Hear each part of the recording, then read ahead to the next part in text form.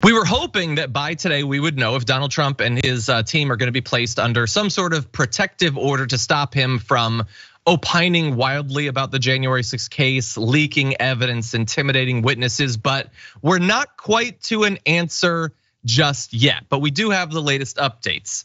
And from Trump, we have to, of course, give his perspective. So he bleated, "Let's see, my political capital opponent, crooked Joe Biden, tells Merrick Garland and the DOJ to indict and arrest me on bogus charges and accusations." Supposedly Joe Biden was not involved in this, that's what he says, believe it if you want to or not, whatever. "Trying desperately to steal the election, but that wasn't enough. He now wants thug prosecutor, deranged Jack Smith to file for a court order taking away my First Amendment rights speech."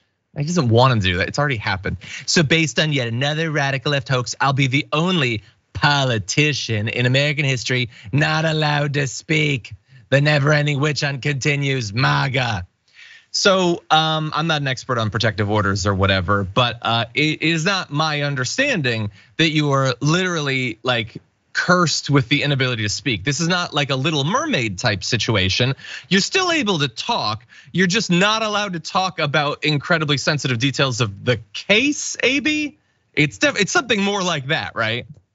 Yeah, it's closer to that. So essentially, what you don't want is for anyone in specifically a criminal matter to be able to put out information maybe about witnesses, right? Or sometimes you have evidence that may not necessarily be admissible in court, but it could be sensitive to the situation. And so you don't want that out in the public, especially if you're trying the case in the public, because that could taint your jury, especially if you don't have one yet.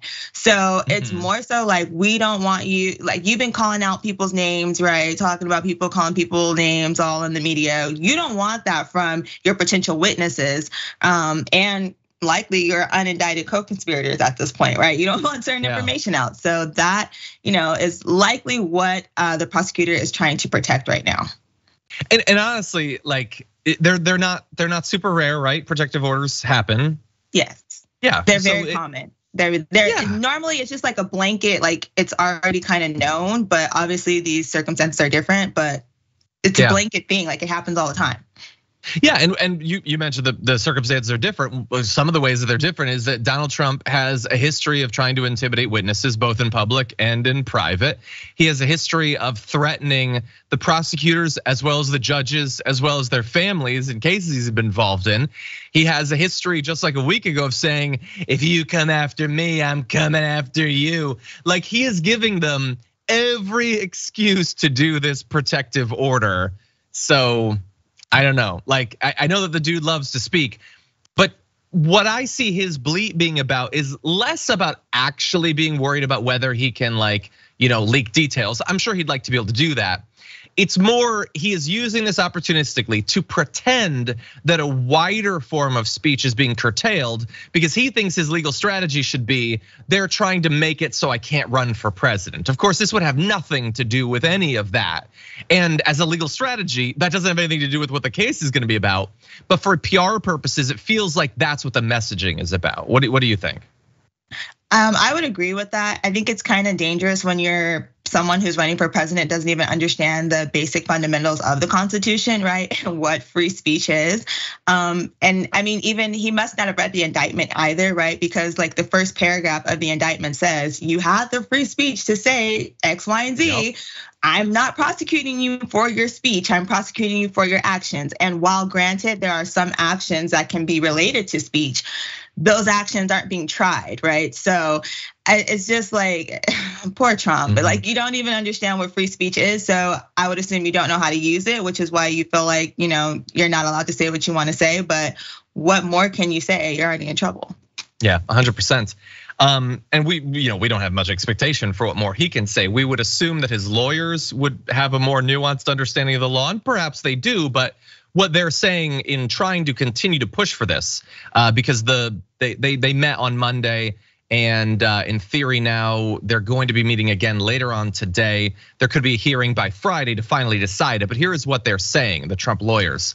In a trial about First Amendment rights, the government seeks to restrict First Amendment rights. Again, the trial is not about First Amendment rights. I know that you want it to be, oh boy, do you want it to be, but that's not what it's about. And a protective order is not about restricting First Amendment rights, it's about protecting the judicial process, but whatever. Worse, it does so against its administration's primary political opponent during an election season in which the administration, prominent party members, and media allies have campaigned on the indictment and proliferated its false allegations. Look, so yes, it is going against the administration's primary political opponent, but the administration's primary political opponent tried to overthrow the government. That's not totally on Joe Biden. Anyway, the Jack Smith team, they fired back, accusing the former president of trying to, quote, try the case in the media rather than in the courtroom, is basically what I was alluding to earlier.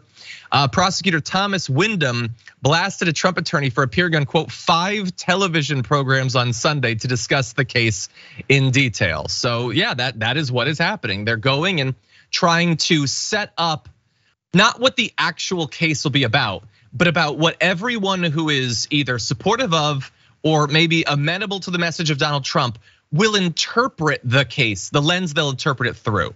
They will be convinced that it's about the First Amendment by the time this thing finally starts, even though that has very little to do with it. So anyway, I'm just curious from your point of view, with your experience, if they have this hearing Friday, if we get a decision perhaps by early next week, do you think that the protective order will actually be put into place?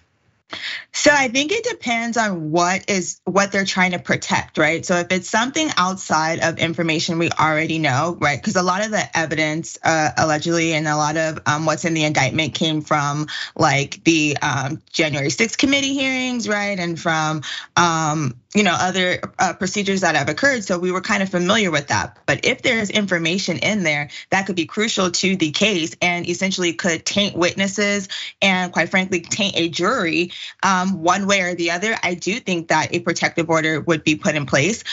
So I would assume it might be modified slightly because if I'm a prosecutor, I'm gonna shoot for everything, right? Especially in a case like this. But I would assume that there'll probably be like a happy medium in between to ensure that Trump's First Amendment rights are not being suppressed at this point, but also to secure due process in the court. Yeah, no, I think that seems reasonable. Yeah, like I know that obviously I've been pretty, mocking towards Trump and all this. I don't have a massive vested interest, partially because I believe that while you can do whatever you want on social media to stop him from intimidating witnesses, there's gonna be a lot of intimidation of the witnesses. And it doesn't even all have to come from Trump. Millions of Americans are gonna be like threatening to murder these people. So anyway, I'm perfectly willing to just wait and see what happens with the judge. Check out the Damage Report podcast each day, wherever you get your podcasts, whether Pocket Casts or Stitcher or iTunes. You can join me as I give you the news and stories you want, with a range of co-hosts and interview guests jumping in on the fun each day. Again, that's the Damage Report, wherever you get your podcasts. And if you get them at iTunes, don't forget to rate and review. Sometimes I'll read them live on the show.